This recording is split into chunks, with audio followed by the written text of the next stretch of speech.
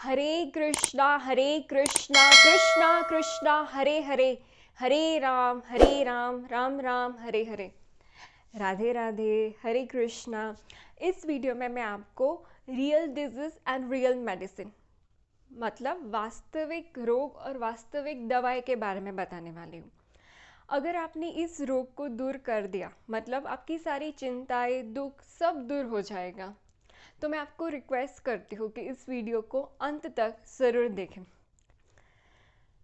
उस रोग को जानने से पहले हमें आत्मा के बारे में समझना होगा। तो भगवान श्री कृष्ण ने गीता में बताया है कि भगवान है वो परमात्मा है और हम सब जीव आत्मा है। कोई आत्मा मनुष्य के शरीर में है तो कोई आत्मा पशु के शरीर में है, कोई आत्मा पक्षी के शरीर में है तो कोई आत्मा पेड़ के शरीर में है। तो इससे हमें ये समझना है कि मैं आत्मा हूँ और अभी मैं मनुष्य के शरीर में हूँ। फिर आगे भगवान श्री कृष्ण बताते हैं कि आत्मा का जन्म नहीं होता है, आत्मा की मृत्यु नहीं होती है, आत्मा को केवल शरीर मिलता है। जैसे हम पुराने कपड़े फेंक कर नए कपड़े खरीदते हैं, वैसे आत्मा है वो पुराने शरीर को त्याग करके नए शरीर को धारण करती है। तो इससे हमें ये समझना है कि शरीर का जन्म होता है, शरीर की मृत्यु होती है। आत्मा अविनाशी है और आत्मा परमात्मा का अंश है। अभी आप लोगों ने आत्मा के बारे में समझ लिया तो मैं आपको रोग के बारे में बताती हूँ।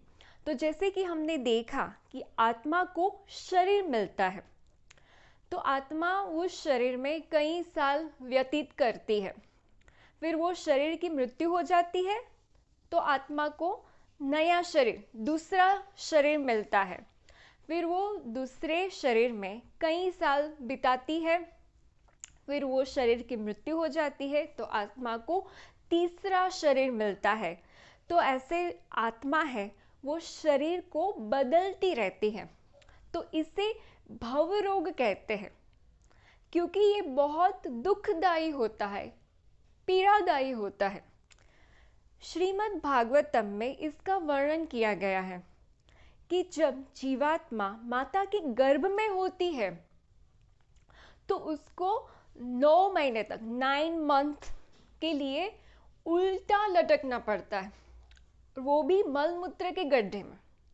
तो माता के गर्भ में भी जीवात्मा को बहुत पीड़ा सहन करनी पड़ती है। फिर इसके बाद जब जीवात्मा संसार में आती है तो उसको संसार की चिंताएं सताती रहती है, जैसे पढ़ाई करनी है, जॉब करना है, शादी करनी है। तो जीवन में कई प्रकार की समस्याएं होती हैं। फिर इसके बाद जब बुढ़ापा आता है, जब शरीर बूढ़ा हो जाता है, तभी तकलीफ ज़्यादा होती है, क्योंकि ठीक से दिखाई नहीं देता है, सुनाई नहीं देता है, चला नहीं जाता है, ठीक से बोला नहीं जाता है। और इसके बाद जब अंत में मृत्यु आती है तब बहुत ज़्यादा दर्द होता है। ऐसा वर्णन किया गया है कि 1000 बिच्छू, जैसे स्कॉर्पियन कहते हैं, तो 1000 बिच्छू डसने पर जितना दर्द होता है उतना ही दर्द मृत्यु के समय होता है। और उसके बाद आत्मा है वो शरीर के बाहर निकलती है।